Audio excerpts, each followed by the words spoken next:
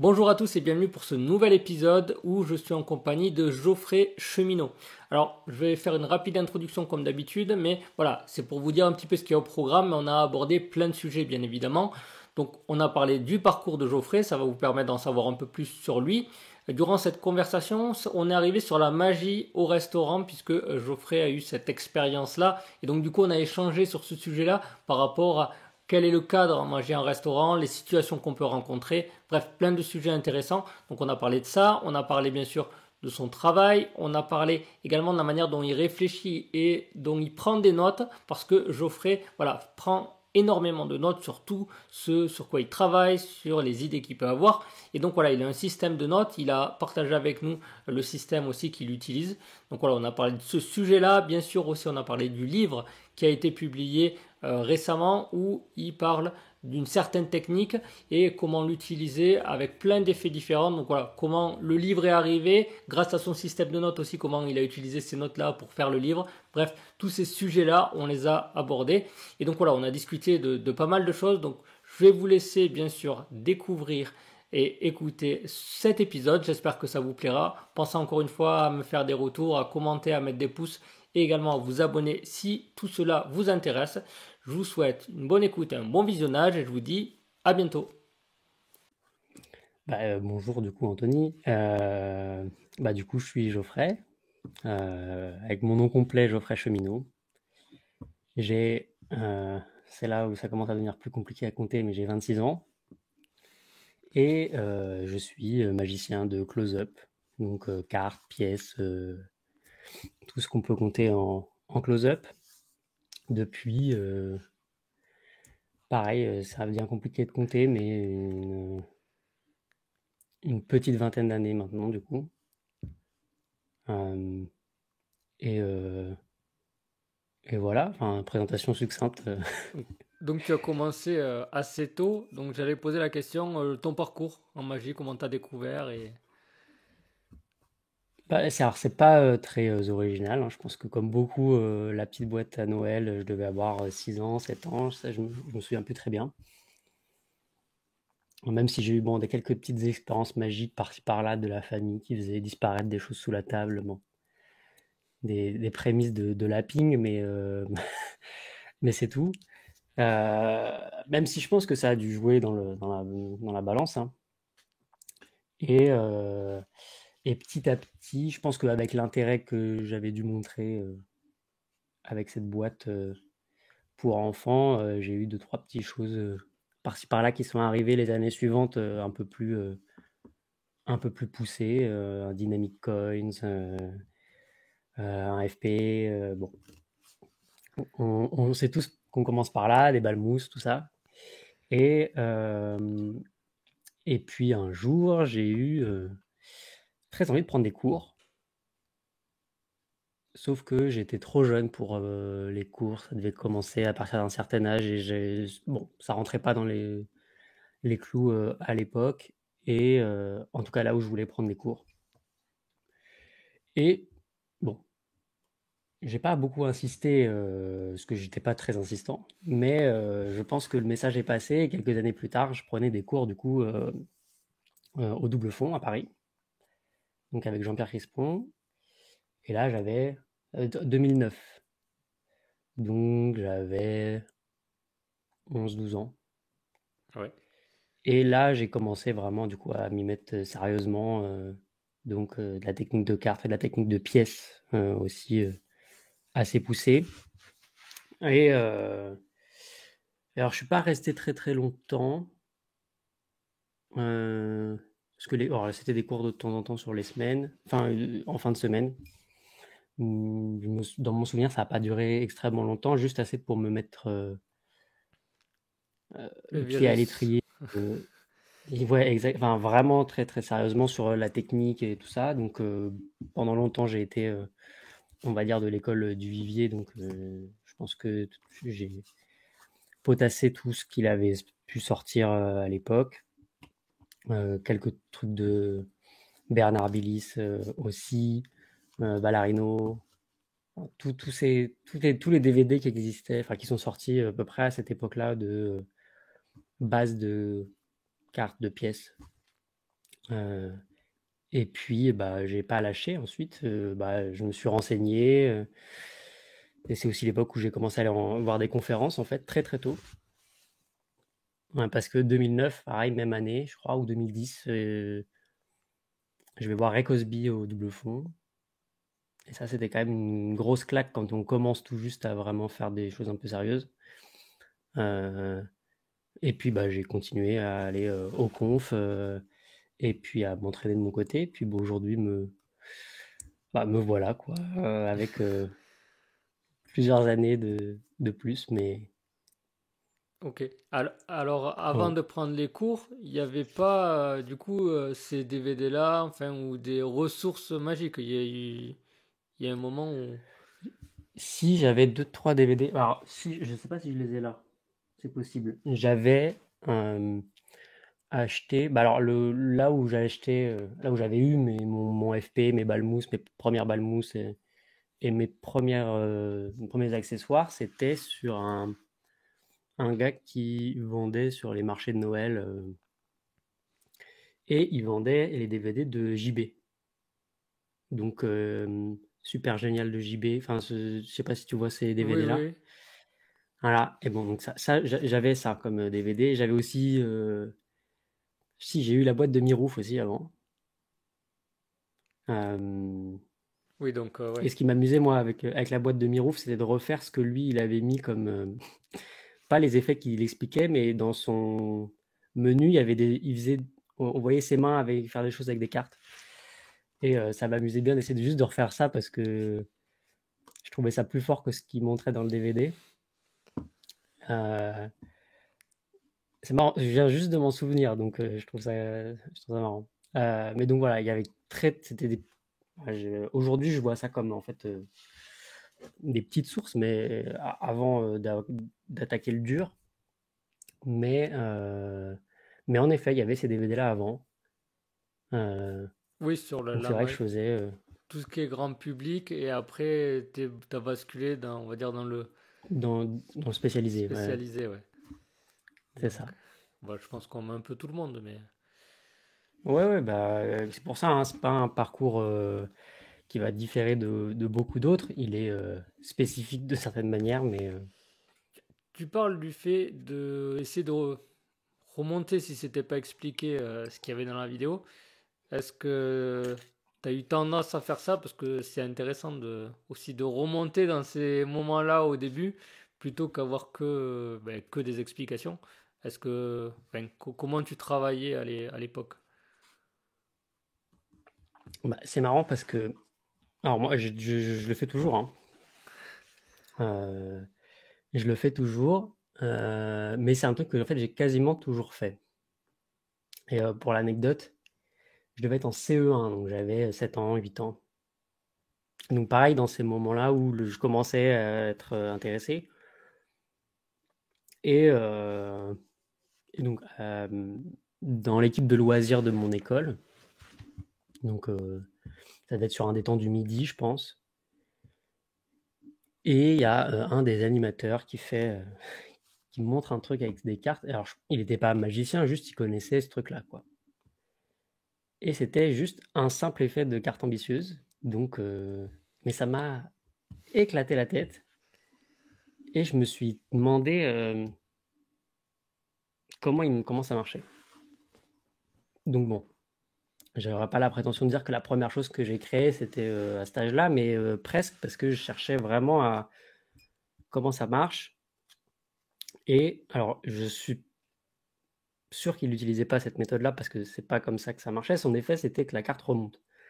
Et moi, j'avais pas trouvé de manière pour la faire remonter, mais je faisais un truc comme ça. Tu avais une carte choisie, hop, et comme dans les petits trucs que j'avais vus, il y avait cette technique-là, bah, je pouvais la faire redescendre. Bon, c'est j'avais redécouvert le glissage, mais, mais j'avais essayé de comprendre déjà. Ça m'avait tellement marqué que je cherchais vraiment à pouvoir le reproduire moi-même.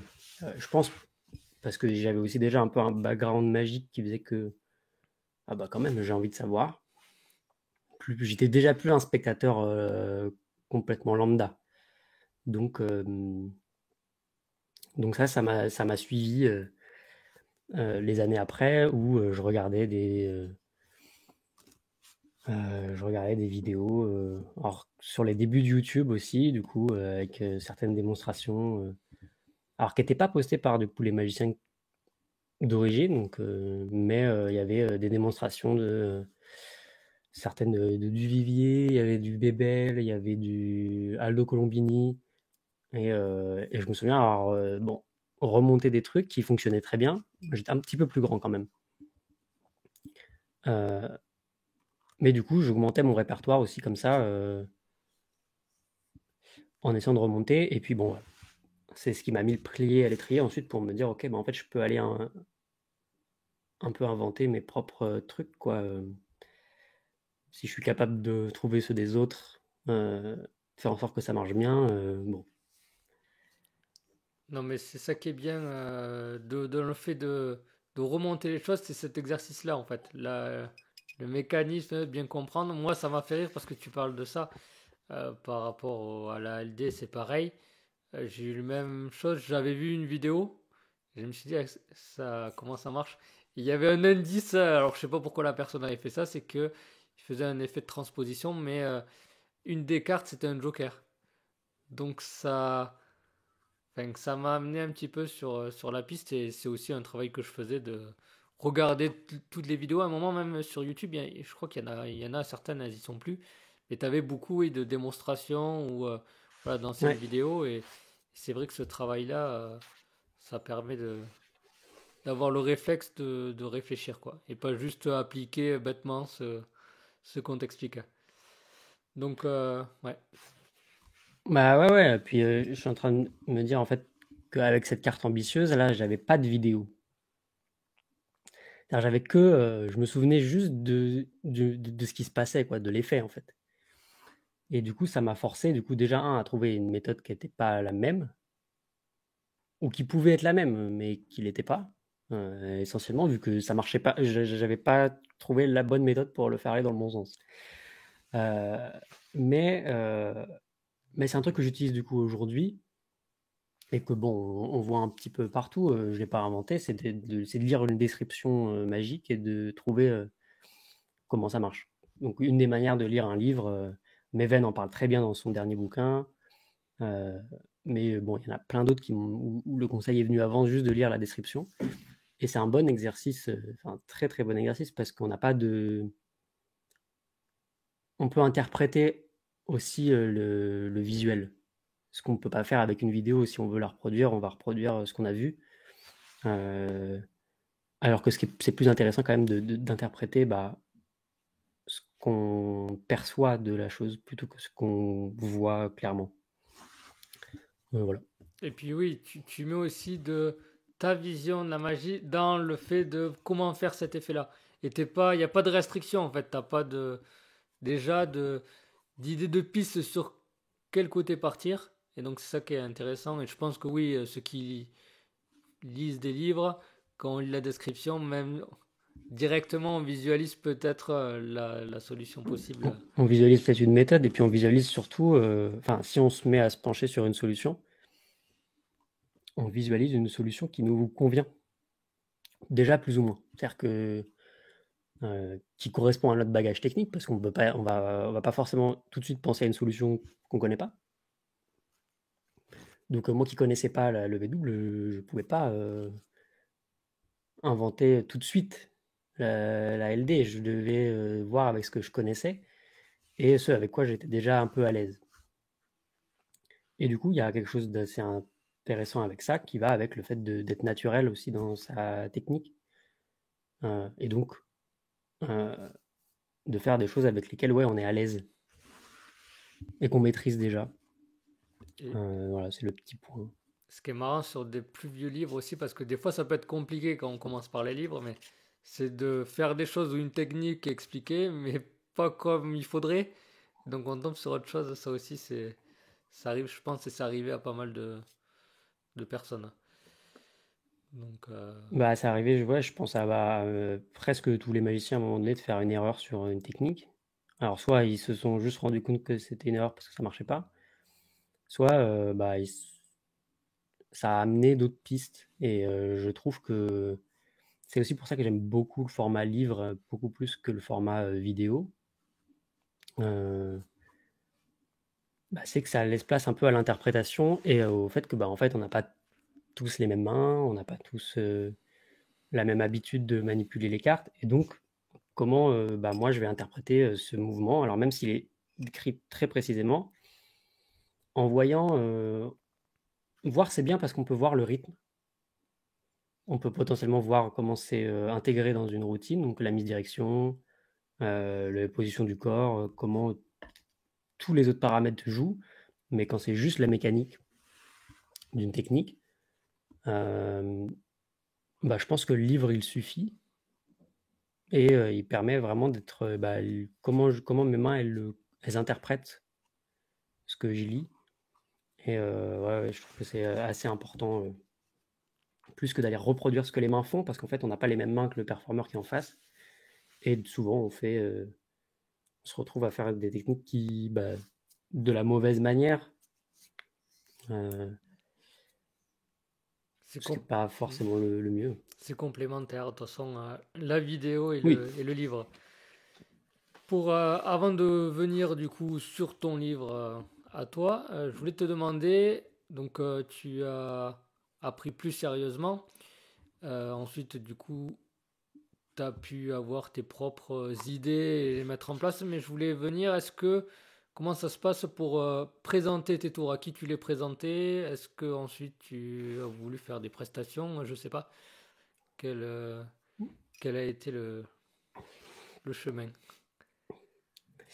Euh, Bah, pardon, très tôt, j'ai voulu, je pense que j'ai présenté ce que je faisais. Alors, à côté de la magie, j'ai toujours fait du théâtre. Donc ça devait sans doute jouer dans la balance, faire des petits spectacles quand on est enfant. Enfin, c'est des trucs que je faisais déjà avant de faire de la magie, même si je me souviens plus trop de la période où j'en faisais pas. Euh, donc bon, il y avait mes parents, il y avait bah, mon cercle, mes amis, je sais pas. Alors ils vont me dire oui si je leur pose la question, mais parce qu'ils se souviennent de moi. Je pense qu'en termes de souvenirs, à partir du collège, je faisais ça un peu tout le temps, quoi. Donc, mais j'étais déjà plus grand. Donc, plus petit, il y a une anecdote qui est aussi marrante, c'est que ma première prestation, je l'ai faite, j'avais 7-8 ans. Pareil, j'avais ma petite besace avec mes petits tours que je savais faire et on était à un mariage et j'ai dit ah bah c'est bon, allez, je vais à toutes les tables. Hop, et du coup j'ai fait ma première presta. Alors on va pas pouvoir dire pro parce que j'étais pas payé, mais en tout cas pas financièrement. Je pense que l'expérience du coup était mon salaire. Mais c'est le seul souvenir que j'ai. J'ai aucun souvenir de ce que j'ai montré, j'ai aucun souvenir de ça. Je sais très bien quelle pochette j'avais à côté de moi, euh, mais c'est tout. Oui, Et je sais que j'ai fait le tour des tables. premier à des inconnus. Et après, voilà, ma question, c'était plus ensuite, quand tu étais voilà, plus avancé. Euh, À plus avancé, ouais, j'allais bah, tout le temps, quoi. Quand j'allais avec mes potes au collège, avec mes profs, enfin vraiment, vraiment, moi, je m'entends plutôt bien avec tout le monde de manière générale, donc c'était assez facile de faire ça. Quand on était en voyage scolaire, ou même quand j'avais certains profs avec qui on s'entendait très bien, parce qu'on avait, je sais pas, un atelier théâtre aussi au collège, donc on avait euh,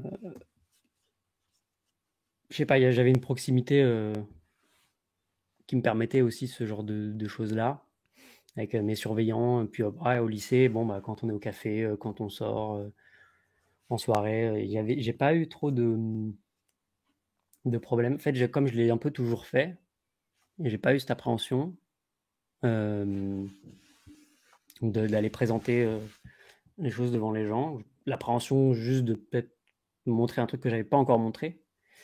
mais pas celle de montrer tout court et d'aller parler aux gens. Euh, Et pas de et souci, ouais. ce que j'ai, Ouais, ouais, bah, ce que j'ai moins fait, c'est d'aller voir des complets d'inconnus dans la rue ou au café. Voilà, je l'ai fait deux, trois fois.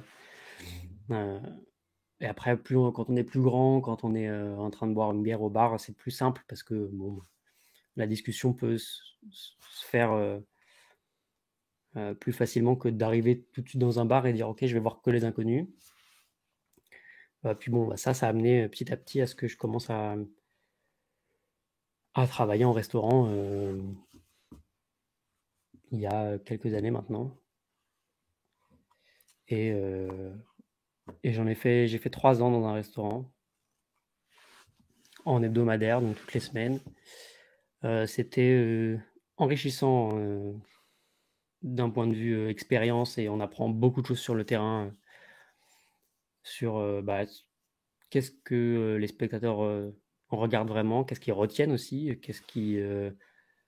on se rend compte qu'en fait ils sont pas forcément toujours attentifs et que des fois on a peur pour rien. On se rend compte aussi des fois ils ont juste pas envie de voir de la magie. le, Euh, le restaurant, c'est un exercice compliqué. Enfin, et voilà, c'est ça. Le restaurant, c'est un des exercices les plus compliqués.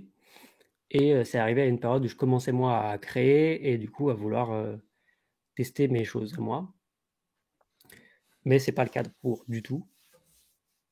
Je me suis rendu compte qu'en fait, changer mon set, ça devenait très compliqué parce que je revenais toujours aux quelques sets que j'avais déjà fixés et qui étaient prêts pour l'exercice en fait.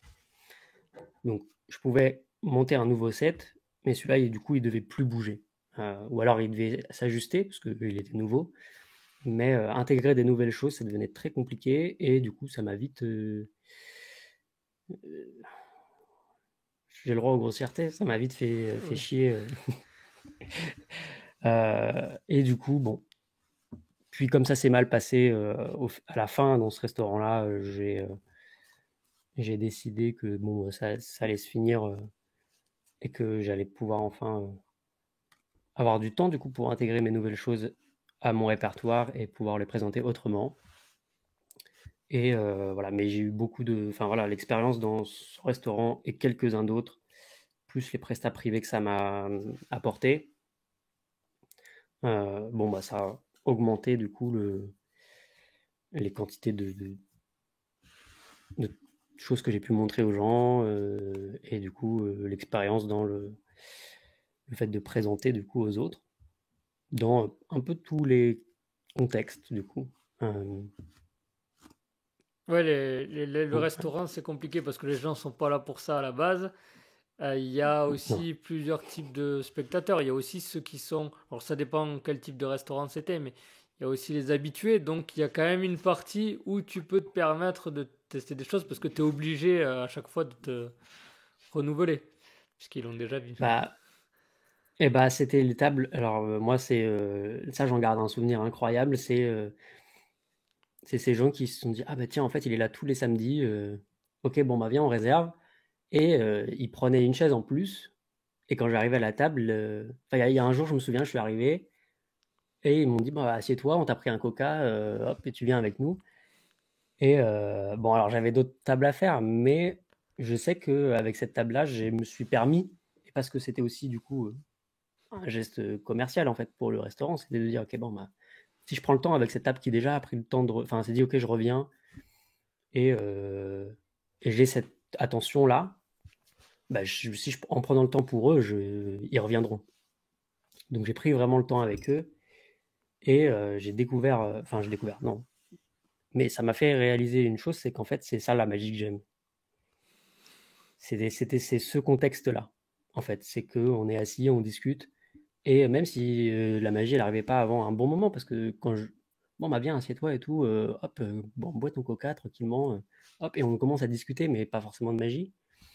La magie arrive après parce que bon, j'étais aussi là pour ça, mais c'était un des premiers trucs où je me suis dit: «Ah tiens, ça renoue un peu avec ce que je fais, avec mes potes, quand on est assis, je sais pas, au bar ou dehors et que je vais faire un truc, limite un peu impromptu, alors que ça l'est pas. Mais l'ambiance très détente, très conviviale et un peu intimiste, même s'il y avait du monde autour, hein, et ben ça m'a plu de retrouver ça. Ah, Et c'est un truc aujourd'hui que je chéris et que je recherche dans ma magie justement de ce cadre un peu plus intimiste et je cherche le mot, je vais le retrouver. je sais pas. Ouais, personnel quoi, même ouais, un peu intime quoi. Il y a une connexion, un vrai truc de relation qui se crée, même avec des gens qu'on n'a jamais vus, qui n'est pas le cas au restaurant. Au restaurant, c'est assez impersonnel, je trouve. Et alors j'étais jeune hein, déjà, enfin déjà, non, j'étais jeune. Et du coup, euh, bon, ma magie, elle n'était pas encore au stade où elle en est aujourd'hui en termes de, on va dire, de personnalité ou de. Donc, j'étais pas forcément un magicien très différent d'autres si jamais ils en avaient vu d'autres. Euh, et me mettre au même niveau qu'eux quand une table me faisait s'asseoir, enfin me faisait m'asseoir moi. euh, Là, je me sentais beaucoup plus à l'aise d'un coup. Euh, et je pense que la magie que je présentais à ce moment-là, elle était plus personnelle déjà parce que je pouvais laisser plus de place à l'improvisation. Leurs attentes, elles étaient déjà remplies la première fois où ils m'avaient vu. Et là, ils voulaient juste du bonus, je pense. Il y a un truc un peu comme ça. Ah bon, là, j'ai vu, il est bon, ok. Maintenant, bon, on va voir ce qu'il va nous montrer d'autre parce qu'on a envie d'en voir plus. Mais, euh, mais le côté plus détendu offrait plus de liberté, que ce soit même dans l'erreur, j'avais moins d'appréhension à rater, je pouvais tester des trucs que j'avais jamais fait avant, euh, parce que le contexte était parfait pour ça. Ouais, bah ça c'est sûr que c'est mieux dans ce contexte-là. Et je vais quand même te poser la question, puisque tu as fait du restaurant, c'est des choses qui reviennent souvent. Mais comment tu as vécu, comment tu as géré les tables où ils voulaient pas te voir ou alors étaient pas agréables, voilà. Bah, c'est une très bonne question. Et donc, on va commencer par le début, c'est la manière dont je me présentais aux tables. Alors, j'avais pas l'expérience que j'ai maintenant, mais j'avais pas envie Alors, j'avais vu un peu les approches de Stone et d'autres aux tables, et bon, je pense que ça marche très bien avec des gens comme Stone. Ça marchait moins bien avec moi. D- D'arriver et de faire quelque chose sans forcément me présenter. Comme j'avais ouais, 16-17 ans, j'avais pas. Ça allait pas avec ta personnalité, ouais. Ouais. J'avais pas la stature d'arriver et dire bon, tout se passe bien, comme si j'étais déjà installé dans la maison et dire et que surprise, je suis magicien. Non, je suis un jeune qui on me voit passer aux tables. Bon, donc il y avait ce truc de bon, juste je me présente, je donne mon prénom, je suis magicien, je suis là ce soir et bon, si jamais vous avez envie, on peut passer un petit moment ensemble. Et et c'est tout. Enfin, comme présentation, je veux dire, après, je faisais de la magie. Et sur des tables, et j'en ai eu plein, il y avait même des tables d'habitués qui m'ont jamais vu, à qui je repassais souvent. Je me souviens de deux personnes qui venaient régulièrement, enfin régulièrement. Sur plusieurs années, je les ai vues plusieurs fois en tout cas. Et c'est des personnes qui ne devaient pas se voir souvent, je pense. Et ils m'ont toujours dit, bon bah ouais, en fait, on est là pour se retrouver, voilà, donc on n'a pas très envie. Et sur des tables comme ça, j'ai jamais eu de problème à dire, enfin, j'ai jamais mal pris, toujours compris. En fait, ça m'a toujours été important parce que je savais très bien que j'étais là et que je dérangeais. Les gens sont là pour manger, et moi, quand je suis au restaurant, même si je sais ce que c'est qu'être magicien au restaurant, j'ai pas forcément envie de voir de la magie ou qu'on vienne me la faire à table. Ça veut pas dire que je vais pas accepter parce que je sais ce que c'est et qu'en vrai, je vais peut-être passer un bon moment. Mais je peux comprendre qu'on n'ait pas envie. Du coup, je me suis toujours dit: «Bon, bah, s'ils ont pas envie, c'est très bien». Et je leur disais toujours: «Si jamais ça vous tente, bah, vous m'appelez». Et ça m'est arrivé et du coup, avec cette table-là, quasiment avant que j'arrête, un peu avant que j'arrête, heu, ça faisait plusieurs fois que j'étais venu les voir, enfin, à chaque fois qu'ils étaient là et ils m'avaient dit pareil: «Oui, voilà, on est là pour discuter», et on se reconnaissait à chaque fois. On savait très bien et je sais pas, la 3 ou 4e fois que je les voyais, on me dit: «Peut-être plus tard, à la fin de la soirée». Et c'était magique parce qu'à ce moment-là, ils avaient dit: «Bah, enfin on vous voit, quoi». Et j'étais très content parce que du coup, c'était un moment où ils étaient prêts à l'accepter, quoi. Et donc ça pouvait que être bien. Après j'ai eu des tables, où on dit: «Oui, oui», puis c'est les seuls mots qu'ils ont prononcés du moment où j'étais là. Ça, c'est plus difficile à vivre parce que, bon, du coup après on apprend à découvrir, mais au tout, tout début quand j'ai commencé, je me souviens d'une table qui m'a clairement dit, «Oui, oui», un peu de côté. Alors fais ton truc, hein, voilà, voilà. Nous, je sais pas ce qu'on fait parce que je passais jamais au moment où ils mangent. Bon, règle d'or, hein, ça alors petit tips du coup pour ceux qui veulent soit le faire, soit, qui se retrouvent toujours, un peu encombrés, à un moment donné, c'est de bien discuter avec l'équipe de serveurs et une fois que j'avais fini une table, j'allais voir, le la serveuse ou le serveur qui était, enfin, qui gérait la salle, et je lui demandais: «OK, quelles tables viennent tout juste de commander?» Comme ça, je savais qu'entre le moment où j'allais arriver, l'arrivée du plat, j'avais tout le temps du monde pour pouvoir faire ce que je voulais. Et ça, c'est bien parce que ça permet de ne pas être interrompu par l'arrivée du plat, parce que C'est ça, fini. c'est quand même bien, bien, bien embêtant. Euh, et voilà quoi. Et ça permet de pas faire de magie quand les gens mangent, parce que déjà, techniquement, bon, ils peuvent en foutre partout. Et deux, bah, ils sont en train de manger, quoi. Donc c'est le moment où ils sont plus attentifs. Et s'ils sont attentifs, bah, ça va être froid. Donc bon, il n'y a que du négatif à partir de là. Donc ça, c'était la petite digression. Et puis bah, les tables qui disent juste non et qu'on, enfin, pas très poli, bon, bah, c'est pas, je perds pas grand-chose. Et il y a les tables qui disent non très poliment, comme ce que je disais tout à l'heure. Et ce que je fais en général, c'est que je vais à la table d'à côté et la table d'à côté dit oui. Et, et j'essaye de faire en sorte qu'ils puissent voir un peu. C'est-à-dire que en termes d'angle, j'essaie de faire en sorte que la table qui m'a dit non puisse jeter un petit coup d'œil et voir un effet, si jamais ils regardent au bon moment. Comme ça, ils ont dit non, mais ils ont quand même un peu profité. Euh, et, euh,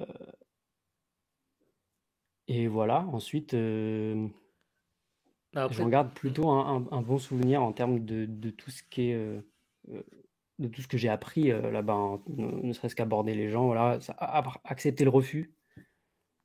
Bah, c'est juste, je pense, c'est une question de respect de la personne qu'on a en face de soi. Si c'était un jongleur, par exemple, et pas un magicien, j'aime beaucoup le jonglage. Bon, c'est pas pour autant que j'ai envie que le gars il vienne jongler en face de moi, et j'ai le droit de lui dire non. Mais ça veut pas dire que j'aime pas le jonglage, et que j'apprécie pas son travail, juste là, c'est pas le moment. Et ça, c'est quelque chose, je pense, qu'il faut accepter, et même là en restaurant, mais en prestation professionnelle, c'est un peu pareil, je pense. C'est que bon, bah, il y a des gens, ils sont là, ah bah, et leurs collègues du troisième étage qu'ils ont pas vu depuis 4 ans alors qu'ils travaillent dans le même immeuble, bon, bah, ils vont se retrouver au séminaire d'entreprise. Bah, s'ils ont envie de discuter et pas être dérangés, c'est pas grave. Au moins, moi, je serais allé proposer ce pourquoi on m'a engagé, et puis voilà. Et je pense que ne pas forcer le truc, c'est là aussi un moment, enfin, quelque chose qui fait que ça peut que bien se passer après. Oui, il y a des choses similaires, même par rapport, alors ça va dépendre, mais tu parlais des serveurs, mais c'est pareil sur de l'événementiel où tu vas avoir des tables et il va falloir bien choisir. Mais ce qui fait, ça permet de travailler aussi, je pense. Bon, après, toi, tu demandes au serveur, mais c'est en même temps de faire le tour. Bon, tu avec les personnes, mais comme tu dis, tu regardes un peu aussi ailleurs. Par exemple, ça peut te permettre d'avoir un contact avec une personne qui regarde à une autre table et tu sais que juste après, tu vas là-bas si jamais. Et tout ça, c'est pas de se focaliser que quand t'as qu'un public, de toute façon, c'est assez simple. Ça permet aussi de bosser ça, quoi. De... Tout à fait. Oui, oui, ça c'est important, c'est-à-dire que d'avoir conscience de l'environnement. Par exemple, j'étais dans un restaurant où certaines tables étaient très proches les unes des autres. Et donc des fois, je me mettais, il y avait une table où il y avait des gens, une table qui était libre, mais au moment où j'ai commencé, la table se remplit. Donc il faut que je me déplace, parce que en fait, c'est le seul endroit où ils peuvent avoir accès à la banquette. Donc ça, c'est des choses aussi, la gestion de l'espace, qui est importante, la gestion des angles. Je parlais tout à l'heure de laisser voir un peu l'effet, mais il faut aussi faire gaffe que des fois, ils peuvent voir la méthode, si jamais on ne choisit pas bien ce qu'on fait, ou qu'on gère pas bien ces angles. Euh, Il y a aussi des... Alors le restaurant où j'étais, il y avait des grandes baies vitrées certains endroits. Quand on commence à 19h30 et que c'est l'été, pas de problème. Quand on commence à 19h30 et que c'est l'hiver, les vitres, ça devient des miroirs. Donc il faut faire aussi attention à ça. Ne serait-ce que parce que ça peut fournir une méthode supplémentaire dans l'esprit des spectateurs. Parce qu'un spectateur qui est dos à la fenêtre et qui va regarder sa carte, il peut se dire: ah, mais tu l'as vu dans le reflet. Bon, il y a plein de petites choses comme ça, mais ça peut aussi donner des idées pour faire des idées de méthode. Voilà, donc bon, chaque chose est à double tranchant, mais c'est vraiment un exercice que j'aime beaucoup. On apprend aussi à gérer comment on place les choses dans les poches, comment on fait son reset, comment on change de set, à quel moment. Voilà, moi, un des trucs que je pense que j'ai appris, je sais pas si c'est un truc que j'ai appris, mais je me suis rendu compte que bon, les gens, ils pensent que c'est pour les enfants. Alors, j'étais pas dans un resto chic où il n'y a pas d'enfants. J'étais dans un petit resto familial, donc il y a forcément des enfants. Pas à toutes les tables, mais il y en a. Et c'est souvent des tables où les parents disent ah, bah oui, bah faites des tours aux enfants, tiens. Voilà. Bon, bonne idée. Donc, très très bonne idée. À part le fait que la remarque en elle-même, elle est assez infantilisante, c'est-à-dire que tout de suite, on met une différence. J'ai mis petit à petit sur les tables où il y avait des enfants, je dis bon, je suis magicien, alors bon, et c'est aussi pour les adultes. Et il y a des tables aussi où je dis c'est surtout pour les adultes. Euh, Déjà parce que c'est un moment où je voulais vraiment plus qu'on m'appelle pour des anniversaires pour enfants. Parce que, bien évidemment, bon, les gens me rappelaient pour les anniversaires pour enfants et c'est pas du tout un domaine dans lequel j'ai envie de m'épanouir. Et euh, du coup, j'essaie de faire en sorte aussi que les adultes ils comprennent que la magie, ça peut être pour eux, dans ce cadre-là en tout cas. Et que et du coup, bon, je jouais aussi avec les enfants mais plus par rapport aux adultes, c'est-à-dire que quand les parents disaient bon, faites la magie aux enfants, j'ai ok, hop, toi tu prends une carte, celle que tu veux, tu vas la montrer à papa. Euh, ok, super. Hop, papa il la connaît bien, oui, très très bien, parce qu'il faut pas qu'il l'oublie papa.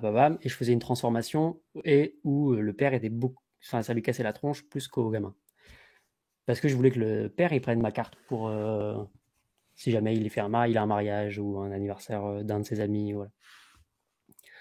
Donc c'est aussi comprendre, savoir où est sa cible, qui on veut cibler. C'est important de ne pas se mettre les enfants à dos parce qu'en fait, si les enfants sont contents, les parents reviennent aussi. Il faut aussi penser à ça. Maintenant, moi, c'était pas une démarche tant de me professionnaliser. qu'une expérience juste pour aller prendre un level supplémentaire. Bon, ça a duré ce que ça a duré, hein, ça a duré un peu plus de 3 ans. Aujourd'hui, j'ai quelques prestations par-ci par-là parce qu'il y a toujours des gens qui m'appellent, mais c'est très rare et, et j'en fais très très peu. Mais bon, j'ai appris aussi beaucoup en faisant beaucoup, beaucoup, beaucoup dans un temps assez court.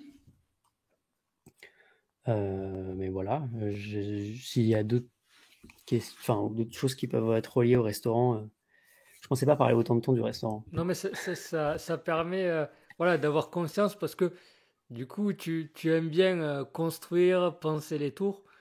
Mais voilà, il y a aussi ça qui t'a amené l'expérience et d'avoir conscience de tout ça. Juste pour revenir, tu parlais des baies vitrées qui pouvaient être des miroirs.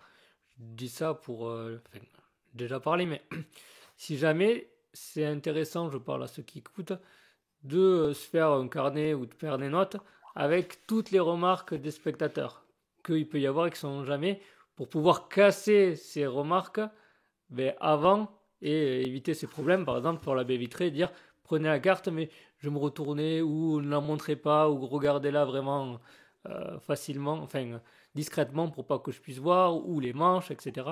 Et tout ça, c'est important de bien le garder derrière l'oreille pour ne plus avoir ces remarques et les gommer, quoi. Donc, Ouais, ça pouvait, moi, c'était devenu un jeu, c'est-à-dire que c'était ma première, je faisais choisir une carte, puis quand je savais que c'était devenu un miroir parfait, je lui disais, ok, levez-la un tout petit peu plus, hop, mais parce qu'il s'était pas encore rendu compte, et du coup, je faisais la blague de la.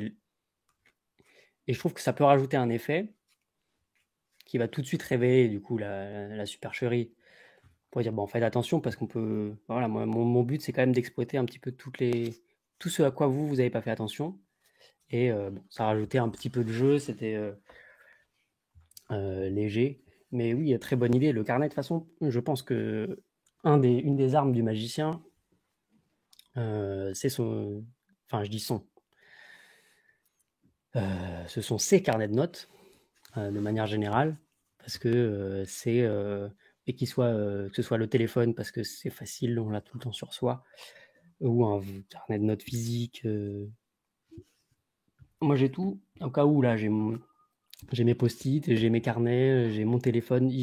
Là, c'est obligé, je vais prendre des notes à un moment donné. Euh, donc, prenez des notes. Alors, petit tip sur les notes, faites en sorte que vous puissiez non seulement les relire, mais les comprendre dans le futur. Parce que, bon, ça c'est compliqué, mais peut-être qu'on y reviendra sur ce sujet-là. on peut en Mais parler de suite, hein, ou même en vidéo où on fait que la démo, mais on se rappelle plus comment ça marche. Ça peut être aussi. ouais, alors il y a ça, mais ouais, non, moi pendant longtemps j'ai écrit, alors ce soit sur des feuilles vierges que je reliais ensuite ou dans des carnets. J'ai jamais été bon à garder un carnet et à le remplir de bout en bout sans en foutre partout ailleurs. Par contre, bon, j'ai toujours normalement toutes mes notes de tout. Euh, Pendant mes conférences, pareil, dès que j'allais voir une conférence, j'avais un carnet de notes ou des feuilles et je prenais des notes pendant la conférence.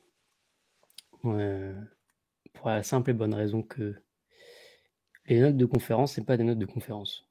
Les notes de conférence, c'est un mini bouquin où on a des routines qui ont été présentées pendant la conférence, mais tout le cœur de la conférence, à mon sens, hein, c'est-à-dire que tout ce qui fait qu'on va voir, on va en apprendre de ce magicien-là, sa personnalité, les subtilités qu'il va avoir, son rythme, enfin tous ces éléments-là qui sont pas décrits dans les notes de conférence en général, bah, c'est des choses moi je trouvais ça important de les noter.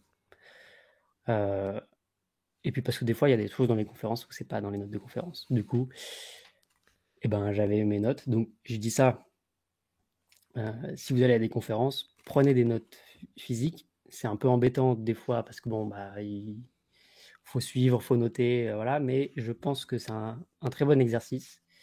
Et puis, bah, vous ne serez pas déçus parce qu'en fait, vous allez avoir un maximum d'informations de la conférence. Vous allez vraiment en tirer un max. Donc, ça, c'est la parenthèse conférence. Et sur les notes, Et bah, à un moment donné, je me suis rendu compte que bah, des fois, je notais des idées, puis quand je revois mon carnet plus tard, je comprenais pas l'idée que j'avais écrite. Donc, soyez clair dans ce que vous voulez exprimer, et même si c'est clair dans le moment, il faut se dire que peut-être ce sera pas clair plus tard. C'est difficile à se figurer comme ça, mais des fois, ce sera pas clair plus tard. Et petit à petit, ça m'a amené du coup à aller. En fait, c'est ce genre de constat qui m'a amené à tout écrire très précisément. Donc maintenant, dès que j'ai une idée, je l'écris comme si je devais te l'expliquer. Comme si je t'envoyais un mail avec la description complète. Un peu comme pour ceux qui ont déjà lu des correspondances de Marlowe ou des lettres comme ça qu'on s'envoie plus en fait aujourd'hui. Mais les magiciens se sont envoyés des lettres en parlant de méthode. Ils faisaient une jam à distance, quoi. Et, euh, et bah, c'est un peu le même truc, quoi. Je me dis, ok, je vais tout décrire, l'idée que j'ai, comme si, avec le placement dans les poches si j'ai besoin, avec toutes les techniques que je peux imaginer maintenant, le plus précisément possible, comme si je devais le décrire pour quelqu'un d'autre. Déjà, comme ça, en fait, ce quelqu'un d'autre, c'est moi du futur, en général, comme ça, j'oublie pas. Des fois, j'ai pas le temps, mais j'essaye de faire en sorte que la note que j'ai notée, elle soit le, dans le temps que j'ai eu pour l'écrire le plus précis possible, et de la reprendre. Une fois que j'arrive chez moi et que je prends un petit peu de temps, je peux me permettre de la écrire tout ce dont j'ai besoin. Et voilà, ça m'a mené du coup à prendre goût à l'écriture magique. Et, euh, et en fait, c'est un moment où du coup, je me suis rendu compte que écrire, et dans la vocation dans le but de transmettre, c'est un super moyen d'apprendre et de mieux comprendre ce qu'on fait. Parce que c'est pas le seul moyen, mais pour moi en tout cas, ça me permet de voir certaines failles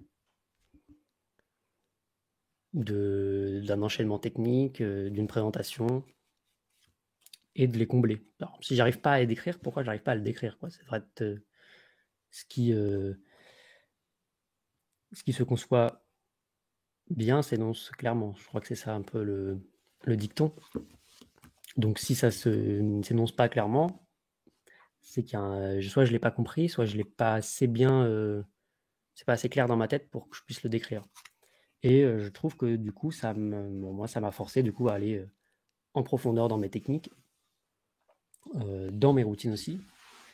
Donc souvent, c'est très précis, que ce soit la présentation, l'enchaînement technique. Mais voilà, c'est dû à ça, parce que j'oubliais tout le temps d'écrire mes notes. Enfin, j'oubliais, non. J'écrivais juste des notes que j'arrivais pas à relire. Et un jour, j'ai eu envie de pouvoir les relire plus tard. Donc je me suis dit, bon, je vais prendre un peu plus le temps sur chaque note, mais au moins... Et depuis, j'oublie plus grand-chose. Et je comprends mieux les notes que j'écris beaucoup plus rapidement. M- Malheureusement, t'as beau le dire, c'est quand on est confronté à la chose, et j'ai été aussi, hein, bien évidemment, que ben, on se dit, voilà, je pensais que j'allais m'en rappeler, mais 5 ans après, on s'en Oui, rappelle oui. plus. Bah, c'est pour ça maintenant, j'ai dit, si je décris tout ce que je peux, bon, à un moment donné, s'il y a un moment c'est possible qu'il y ait un moment où j'ai pas bien décrit ou que je me souviens plus exactement comment je le pensais, mais si on regarde mes notes, c'est euh, c'est un bouquin, quoi. C'est-à-dire qu'on pourrait le lire, dire ok, et essayer de le refaire tout de suite, c'est-à-dire qu'on sait où c'est placé, on sait où vont chaque doigt. Donc bon, c'est du travail aussi, c'est du travail. Moi, c'est une grosse partie de mon temps d'essayer de réfléchir à comment les choses fonctionnent, et donc je me permets de pouvoir prendre ce temps-là pour mes notes, mais plus elles sont détaillées, euh, mieux c'est, quoi.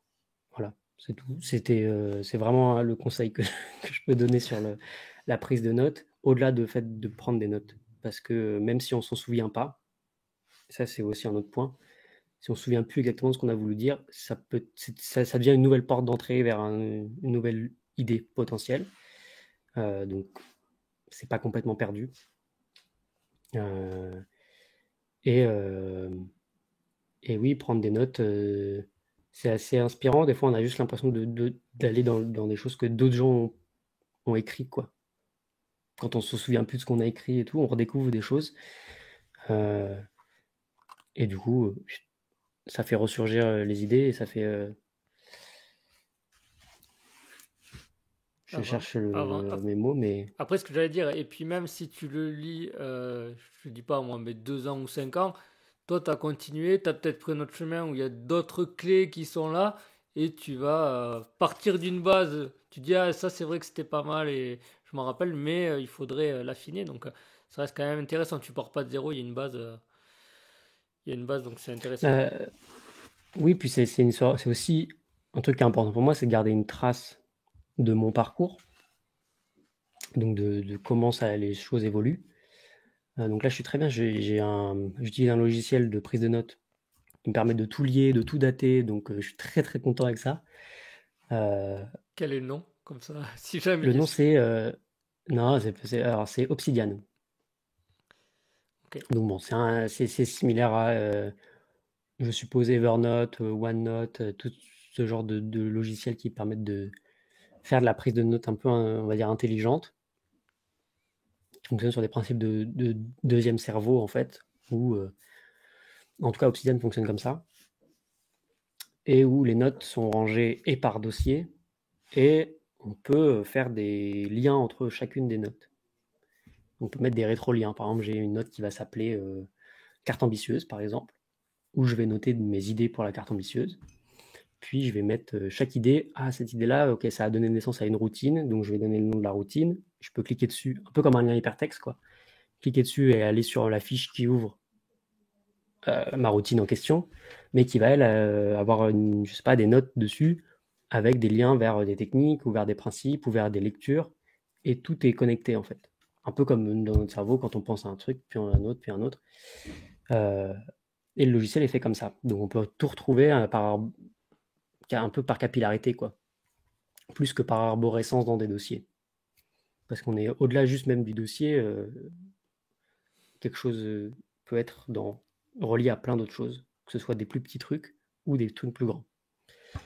Donc bon, décrit comme ça peut faire peur. En fait, c'est très très très intuitif et c'est génial pour des gens comme moi qui ont des idées partout et qui ont juste envie de pouvoir un peu ranger et voir des liens. Parce qu'au-delà juste d'être bien rangé, on voit aussi les liens qu'il y a entre les choses, qu'on ne ferait pas forcément. Euh, et donc voilà, j'ai pas d'exemple comme ça précis en tête, mais on peut voir les liens. Le logiciel en plus est très bien fait. On a une vue graphique qui fait que chaque dossier peut venir apparaître en couleurs différentes et on voit tous les liens de tout. C'est assez génial. Bon, voilà. Ça c'est le côté c'est satisfaisant de voir ça. Ah non, mais après c'est intéressant. C'est pour ça que je te demandais de partager parce qu'il y en a qui, je sais qu'il y en a qui ont Evernote et des fois ils sont bloqués sur certaines choses. Donc je vais faire le lien avec le Alors, livre. Ah vas-y, si tu as quelque chose à dire par rapport à... bah, c'est juste sur Obsidian, c'est un logiciel open source. Du coup, c'est gratuit. Première chose. Deuxième chose, comme c'est open source, ça veut dire que les gens ils s'amusent aussi avec et du coup ils proposent leur propre code et ce qu'ils ont et donc leur propre plugin pour ajouter au logiciel de base. Et ça c'est aussi gratuit. Alors je suppose qu'il y en a il y en a peut-être certains qui doivent être payants, moi j'en ai pas vu. En tout cas ceux que j'utilise, par exemple, j'ai rajouté un plugin qui me permet de mettre des illustrations. Donc j'ai un Paint quoi, par exemple, j'ai intégré un Paint, donc je peux faire un croquis dedans et coller le croquis dans ma note.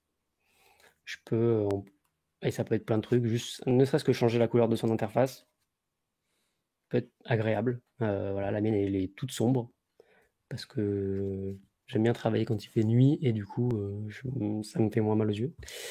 Euh, ou ou des, par exemple, si moi j'ai rajouté aussi une, une table de rappel.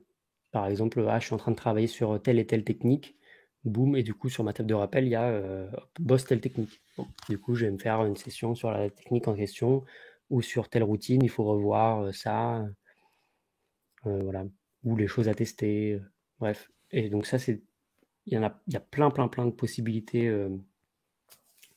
de plugins que les gens ont créés eux-mêmes de leurs propres petites mains, et c'est génial. Voilà, donc il y a plein d'outils autres, ça peut être un calendrier, ça peut être ce que vous voulez. Donc voilà, je fais un peu de la pub, C'est mais parce l'avantage. que je trouve que c'est... Voilà, depuis qu'un ami m'en a parlé, bah, je trouve que c'est génial et que du coup je l'utilise vraiment.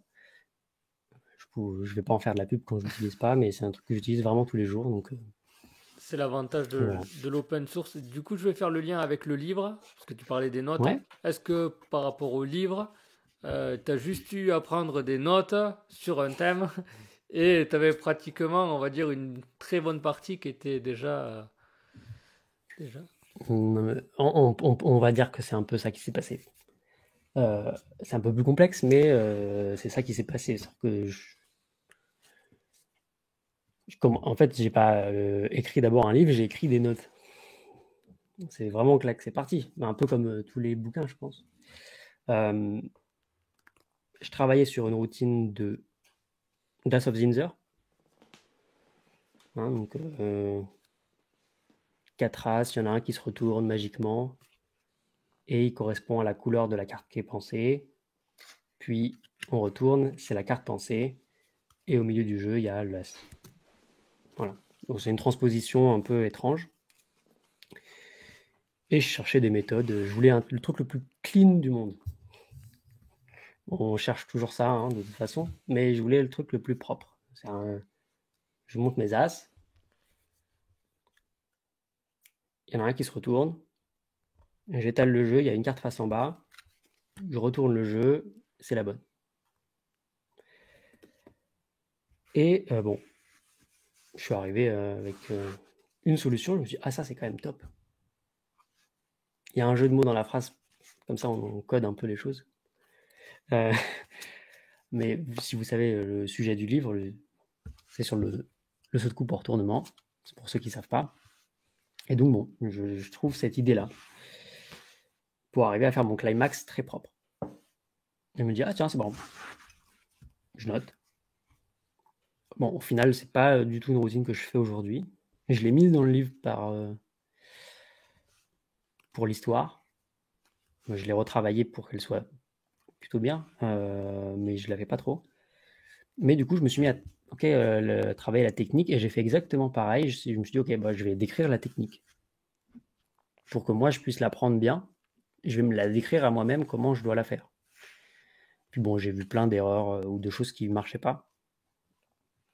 Et petit à petit, bah, je suis arrivé à une description qui me convenait, en tout cas à des choses qui faisaient que la technique fonctionnait très bien. Euh, et en même temps, j'ai commencé à développer différentes idées sur ce qu'on pouvait faire, les applications, ouvrir. Donc après, c'était plus un travail de recherche. Donc oui, il y a des notes qui s'accompagnent de ça. Là, on n'est plus dans un travail juste d'idées un peu spontané et où je prends juste des notes sur le moment. Là, on est sur un travail de recherche pour moi de ok, j'explore vraiment les choses et je déconstruis, je reconstruis. Euh, voilà, je crois que j'en parle un petit peu dans le livre. Ça fait un moment donné que je ne l'ai pas relu, Oui, mais en co- tout cas, dans une des premières versions, ça faisait partie des choses, et je ne sais pas si c'est un truc que j'ai gardé, ou si ça peut-être dure 3 lignes. En tout cas, il y a tout un passage sur ce que ça a donné l'exploration de la technique en termes de principes d'application. En tout cas, c'est le sujet du livre. Euh, donc oui, ça part de notes et les projets que j'ai aujourd'hui, ça part aussi de notes qui sont... En fait, l'avantage, c'est que les routines, elles étaient quasiment déjà écrites en entier. J'ai retravaillé la langue parce que c'est pas pour que ce soit moi qui les lise, c'est pour que quelqu'un d'autre les lise, donc il faut que ce soit quand même assez agréable à lire. Euh, et comme il y a un lecteur, bah, je m'adresse au lecteur. Voilà. Mais l'enchaînement technique, tout ça était déjà écrit assez précisément pour que moi je puisse le refaire ensuite. Des fois, ça a évolué parce que la routine a évolué au fur et à mesure du temps, comme toutes les routines. Et bon, si je ne l'avais pas figé en livre, elles ont encore évolué aujourd'hui, les routines. Donc, euh, Donc voilà, je peux sortir une version 2. Ouais, et puis 3 et puis 4, c'est toujours là. Exactement. Comment c'est arrivé le fait de faire un livre en fait? Est-ce que c'est une démarche qui venait de toi? Est-ce qu'on te l'a proposé? Comment ça s'est passé? Ah non, non, c'est moi. Bah, en fait, avec mes notes qui étaient très précises, je l'ai commencé à les réunir, puis à me dire, bon, à un moment donné, j'ai fait, enfin, comme je travaille pas que sur un sujet à la fois, je me suis dit, ah, j'ai quand même pas mal d'idées avec ça, et j'ai quand même fait une grosse recherche. Peut-être que on pourrait avoir un truc qui fait une synthèse de ce travail-là, de recherche. Donc j'ai commencé à écrire pour moi, et donc le livre, hop, ça on va le voir. Donc il est publié chez les Three Monkeys. Et à l'époque, quand je l'ai envoyé au singe, donc il n'y avait pas de préface, pas d'avant-propos, et il n'y avait que des essais qui n'existent plus, et je crois 2 ou 3 routines, avec la description technique. Mais il y avait, ouais, c'est ça, il y avait 97 pages. Le PDF que je leur ai envoyé, il faisait ça. Bon, ils ont dit oui, ça les a intéressés. Donc j'étais assez surpris parce qu'on se connaissait pas, que moi, personne ne me connaît vraiment. Alors maintenant, il y a peut-être quelques gens qui vont me reconnaître, mais parce qu'on s'est croisés en congrès ou qu'ils ont acheté le livre. Mais, mais du coup, je leur ai envoyé le début. Enfin, ce qu'était le début à l'époque. Aujourd'hui, il a un peu changé. Mais où il y avait, avec une sorte de, je crois, avec un sommaire de ce que j'avais prévu d'écrire par la suite. Euh, et ça leur a plu. Donc ils m'ont dit, bah oui, tu penses que tu peux écrire le reste pour quand ou combien de pages ça devrait faire en tout? Et je me souviens, je suis pas sûr de leur avoir dit, oui, ça fera 340 pages. Parce que je pensais pas non plus que j'allais écrire autant.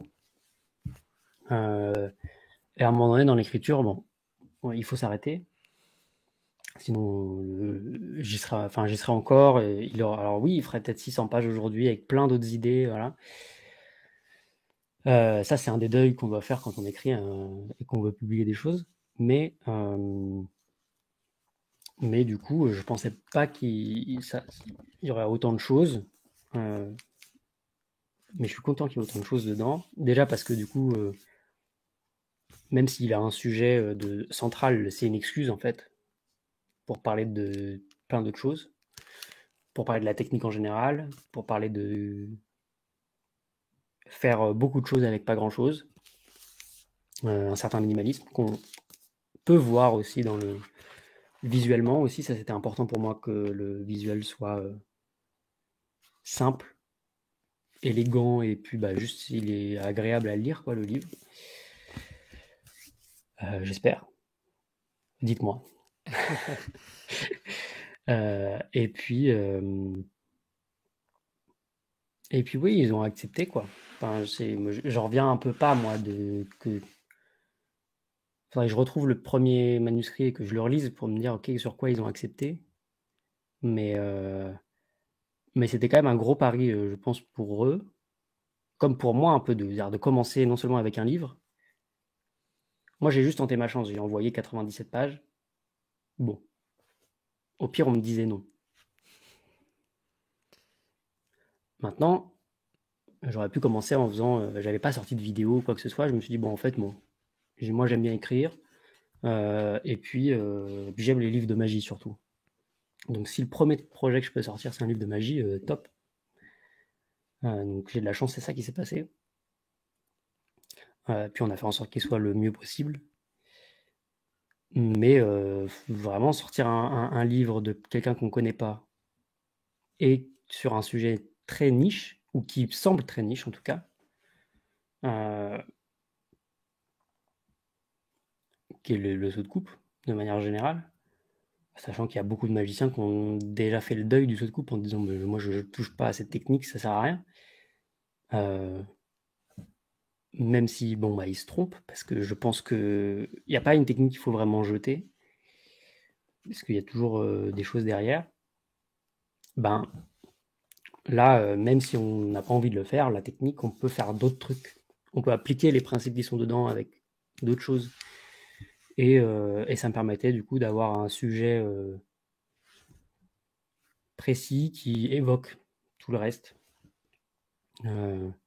Et donc dedans, il y a une grosse partie technique, il y a une dizaine de sauts de coupe dans le livre, il y a une vingtaine de routines, si je ne me trompe pas, parce qu'il y a les routines dans la section routines, et il y a des bonus à la fin avec des routines, des techniques un peu différentes, mais qui tournent autour du sujet. Il y a juste des routines qui sont décrites un peu rapidement, donc qui ne sont pas vraiment des routines entièrement construites, mais où l'idée est là. Je ne sais plus quelle était la question, mais en tout cas, la réponse était conséquente. Ouais, non, c'était juste, voilà, comment, si ça venait de toi pour le livre ou si on était venu te chercher parce Non, qu'on du coup, connaissait ton travail. Mm. bah, du coup, ça vient de moi et je discutais avec docteur, c'est important, Cyril Thomas à l'époque. Et juste au moment où les trois singes se sont mis sur les réseaux, en fait, c'est quand ils ont lancé le bouquin de Thomas, donc Invisible Choice. Bah, je les ai découverts un peu en même temps que lui, puis il m'a dit: «Ah, mais t'as vu, voilà qui tu peux demander pour ton livre et tout». Et donc ça, c'était bah, pendant le Covid, au tout début, je crois, du Covid. Au milieu, je sais plus. Et bah, ok, je vais leur envoyer ce que j'ai. Donc, et ils ont accepté. Voilà. Donc ça vient de moi. En général, je pense que mes projets viendront de moi parce qu'il y a une sorte de besoin de le faire plutôt que faire un truc qu'on me demande. Mais bon, je ne jamais dire jamais. Donc, Ouais, c'est bien. Et puis voilà, comme tu dis, de prendre un risque quelque part, surtout sur ce sujet, parce que pour te faire un retour, j'ai eu moi quelques échos quand c'est sorti au moment, et il y avait cette appréhension sur le fait que ce soit sur ce thème-là. Et en fait, au final, derrière, ça s'est bien passé. Donc, mais oui, que ce soit sur le saut de coupe, ça faisait tiquer certains quoi. oui, oui. Après, voilà, l'idée c'est en fait de le démystifier aussi, parce qu'il y a beaucoup de choses qui font que on a l'impression que c'est devenu un peu comme c'est une légende, quoi. Les gens qui arrivent à le faire, alors qu'en fait, enfin, alors peut-être pas celui-là en particulier, mais c'est devenu un truc que ouais, il y a que les fous qui arrivent à faire ça. Et on n'en a jamais croisé un où c'était complètement invisible. Voilà, bon, d'accord, mais quand on moi j'aime beaucoup les vieux livres de magie. Et il y en a plein, plein, plein qu'on peut trouver sur Internet parce qu'ils sont dans le domaine public. Allez, voilà, ça c'est un petit tips si jamais vous avez envie d'aller lire des choses vraiment, vraiment, vraiment intéressantes. Et, euh, et de vous rendre compte qu'en fait, on n'a pas inventé grand-chose aujourd'hui. Euh, je pense à, bah, d'ailleurs, Arthur Rotherberg, première description du saut de coupe au retournement dans la littérature magique. Lisez New Era Card Tricks. Et il y a toute une section à la fin avec des cartes gimmicks. On a l'impression qu'on est dans la section gimmick de chez Penguin Magic. C'est hallucinant à quel point il y a un nombre de cartes incroyables avec des mécanismes assez fous. Et bon, bah, on n'a pas inventé grand-chose aujourd'hui en termes de ce qu'on peut faire avec des cartes. Et j'aime ces bouquins-là. Et on se rend compte que quand même la technique fondamentale, la première dans toutes les sections cartomagie, c'est le saut de coupe. Il y a un truc avec le saut de coupe, c'est que donc il y en a bien sûr des différents. Je pense que ce qui bloque certains sur certains sauts de coupe, c'est que il va y avoir un focus et il faut le faire à ce moment-là et il n'y a pas de justification. Alors on peut en trouver, on peut ne pas bien égaliser. Quand on va venir, on égalise. Mais ce qui est bien avec le saut de coupe au retournement, c'est qu'on a notre justification. Et c'est ça, celui-là qui est intéressant, ce côté-là. Et ça amène des personnes sur la technique du saut de coupe grâce à cette technique-là. Exactement. Ah, c'est ça qui a fait que je trouvais en termes de mécanique pure, je trouve que c'est un mouvement qui est parfait. Alors j'ai retravaillé un peu moi la mécanique, notamment en essayant de comprendre comment les paquets bougent entre eux et ce qu'on essaye de faire. Et c'est pas un travail qui est, je dirais, très compliqué, ça prend juste du temps. En fait, de se poser la question de la technique, elle est censée ressembler à quoi? Ça se trouve, elle est censée ressembler à rien. C'est ça qui est difficile avec le saut de coupe de base, c'est qu'il n'a pas de vie extérieure, il n'a pas de réalité externe. Euh, donc ça peut faire peur, mais c'est un peu comme un top change, hein. Donc faut. D'ailleurs, voilà, si vous voulez travailler toutes les techniques qui n'ont pas de vie, enfin de réalité externe, pensez au top change. Parce que je suppose qu'il y a beaucoup de gens qui font quand même le top change. Bah, c'est un peu pareil que ce soit avec un empalmage qui n'est pas un action palm ou, ou avec les sauts de coupe. Et là, ce qui est difficile souvent, malheureusement, avec le saut de coupe pour tournement, c'est qu'on voit des gens faire le saut de coupe pour tournement, mais c'est pas motivé. Même si ok, le paquet est retourné, bah, on ne sait pas pourquoi le paquet est retourné. Parce le paquet fait un tour complet. Donc souvent on voit ça, on choisit une carte, boum, on voit ça. Bon. Mais ça, c'est des petits trucs dont je parle dans le livre. Je pense que bon, voilà, chaque technique doit être utilisée là où elle doit l'être, en fait, étrangement. À savoir que bah, s'il n'y a pas de retourner le jeu, mais qu'il faut faire un saut de coupe, autant privilégier autre chose. Et peut-être juste une simple swing cut, hein, qui sera pas perçue. Mais bon, là, après, on rentre dans les détails et tout. Ouais, non, bah après, voilà, c'est vrai que ça fait un petit moment déjà, mais c'est ça qui est intéressant. Tous ces points-là, et c'est là où est la magie, en fait, et le travail qu'il y a à faire. Mais ouais, du coup, ça revenait. J'avais vu que tu disais que c'était la meilleure passe pour toi, en magie. Bah, alors, je l'ai peut-être mal écrit.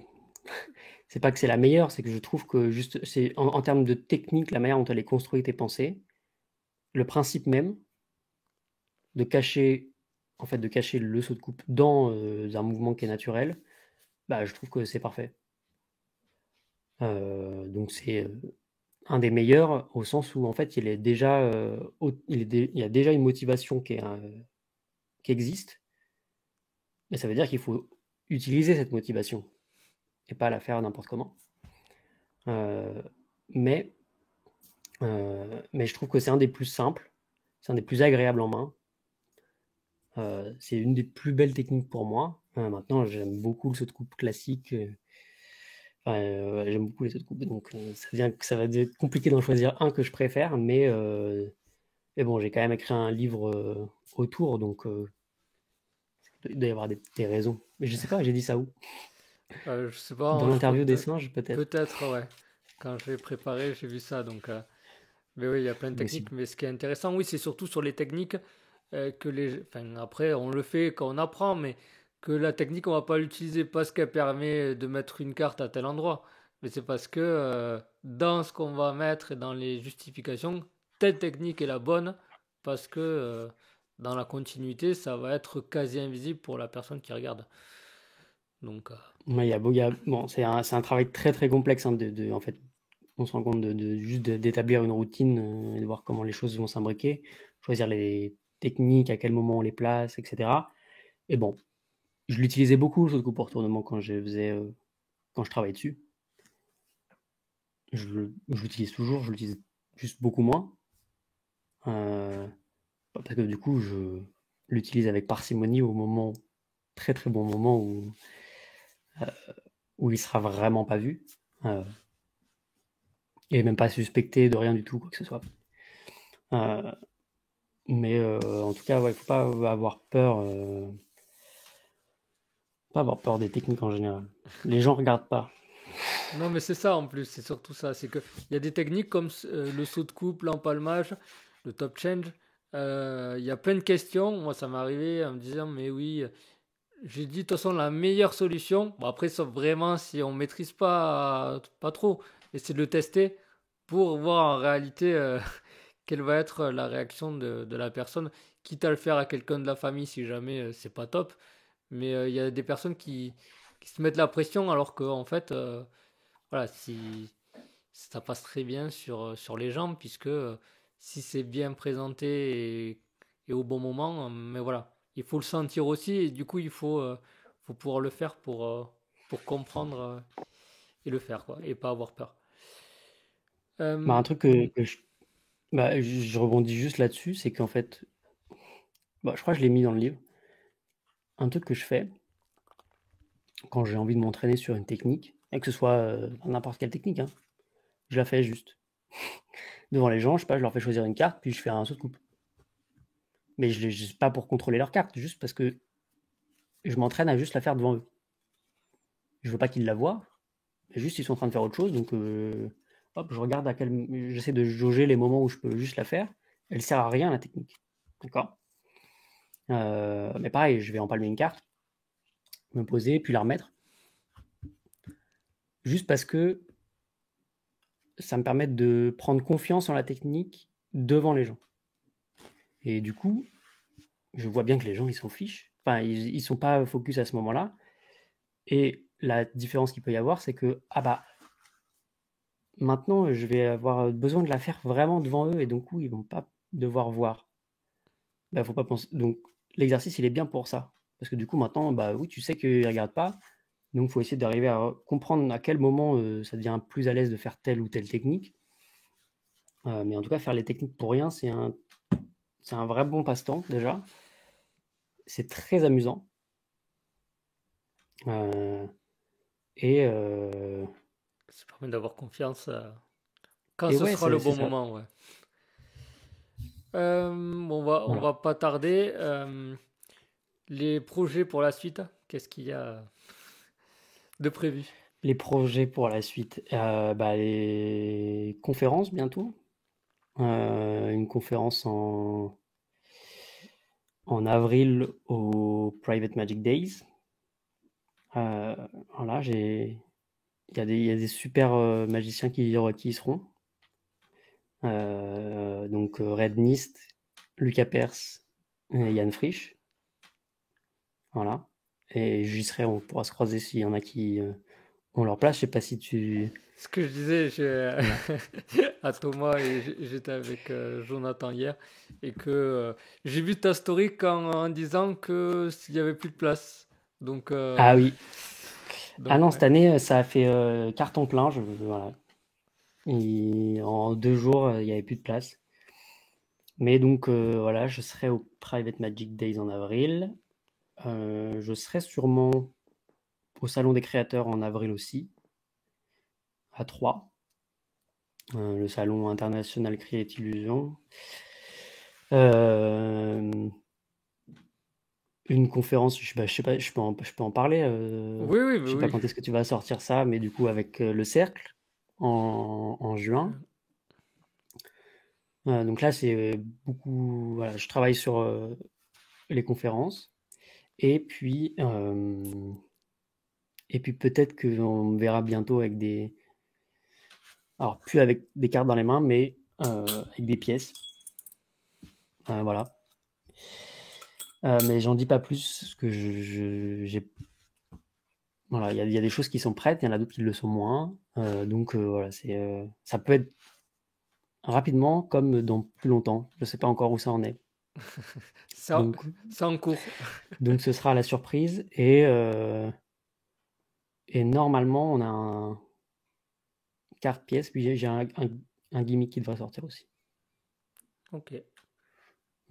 En téléchargement peut-être. Voilà, faut juste que je règle deux trois trucs, mais normalement, ça c'est les prochaines choses qui devraient sortir. Maintenant, c'est possible que je change d'avis, puis en fait que ce soit autre chose qui sorte.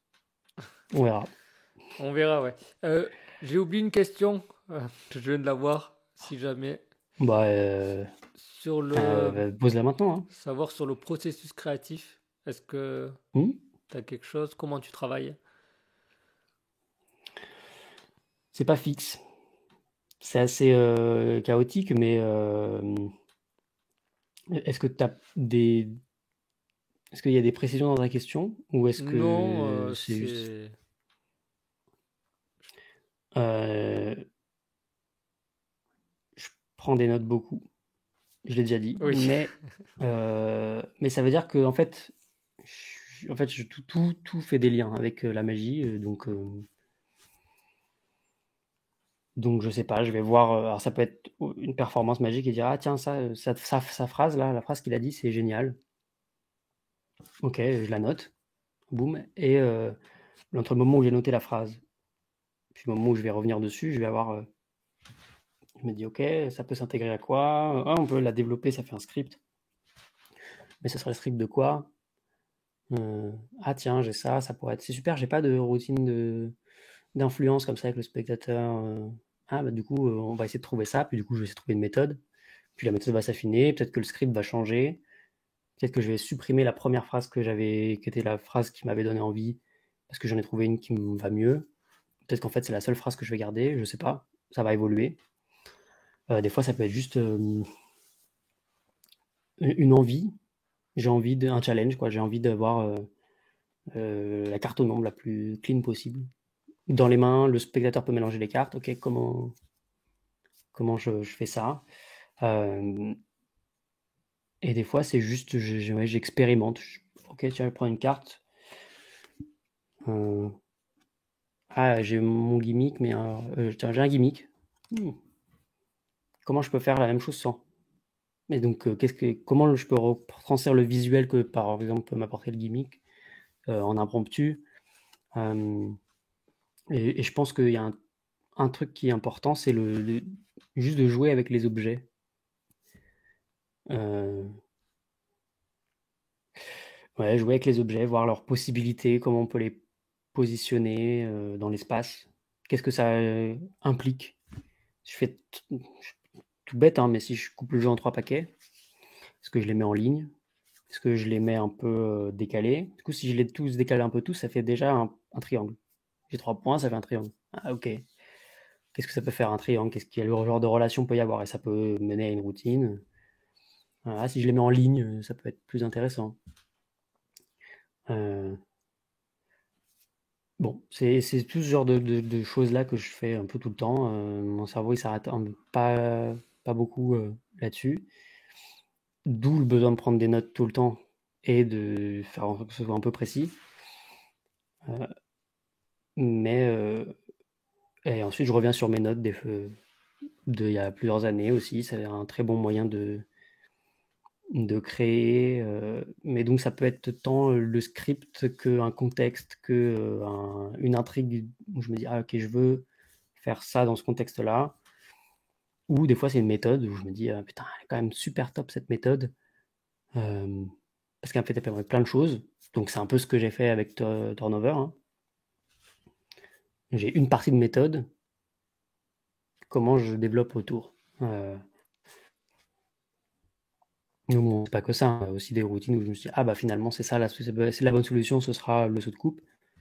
Il y en a qui ont été construites autour du saut de coupe, ça se voit, et c'est fait exprès, c'est-à-dire que c'est pas forcément des routines qui sont intéressantes à faire, enfin, vraiment devant des spectateurs, je trouve qu'il y en a, c'est plus des exercices de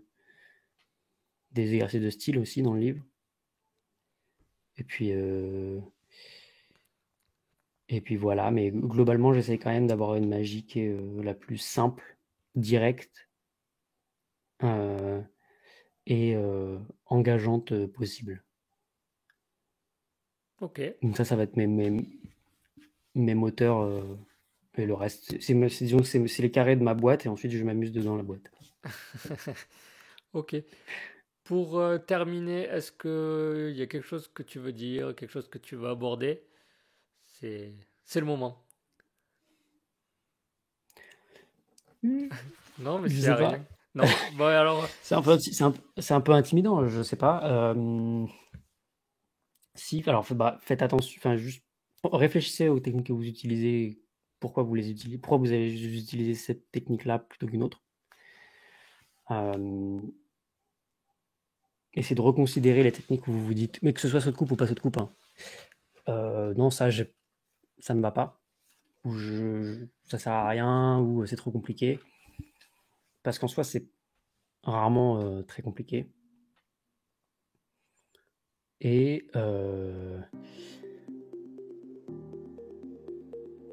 ouais, lisez et prenez des notes. Ce sera le titre de cette vidéo de toute façon. Ce sera prenez des notes. Parce que. Allez, Voilà. je note, je note.